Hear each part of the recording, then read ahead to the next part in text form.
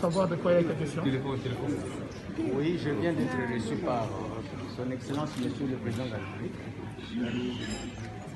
Et je lui ai dit que si c'était ma grand-mère qui était reçue, elle lui dirait que ces consultations ressemblent au point du feu au village. Au village, chaque soir, il y a le point du feu où on essaie de réfléchir sur l'avenir du village. Et je crois que, pour ceux qui me connaissent, partout où on parlera du Congo, je dois y être. Parce que qui frotte au Congo me pique. Et de deux, on n'a pas besoin d'ajouter à un Congolais un troisième œil pour savoir que le pays est devant un obstacle.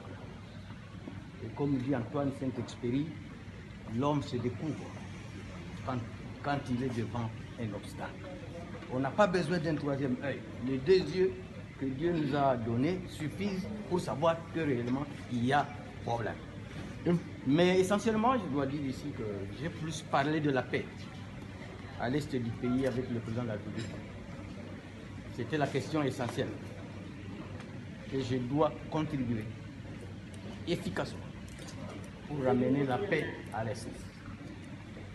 Et j'ai dit à ceux qui vont m'entendre ce soir, à tous les Congolais, particulièrement à ceux qui sont en guerre, plus spécialement chez moi dans le sud du Sud Kivu, à Itongwe, à Uvira ou à Fizi, que dans les tout prochains jours, je me rends là-bas. Et je tends la main à tout le monde, même aux Tutsis, qu'on appelle Banyamulenge, je leur tends la main pour que la paix revienne et que la cohabitation soit comme elle a été avant les différentes guerres. Honorable, vous dites que le pays a un problème, mais l'une des solutions serait aussi la reconfiguration politique à travers l'union sacrée pour la nation atlantique. Et je dois d'abord dire que nous devons éviter l'extrémisme autour du président de la République.